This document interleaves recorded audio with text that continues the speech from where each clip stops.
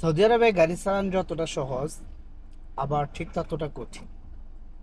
যদি আপনি সৌদি আরবের ট্রাফিক সিগন্যালের নিয়ম কানুনগুলো জানেন এবং সেগুলোর নিয়ম মেনে যদি আপনি গাড়ি চালান, তাহলে সৌদি আরবে গাড়ি চালানো সহজ, কঠিন কিছু না। কিন্তু যদি আপনি সৌদি আরবের ট্রাফিক সিগন্যালের যে নিয়ম কানুন সেগুলো না জানেন, তাহলে আপনাকে অনেক সমস্যায় পড়তে হবে।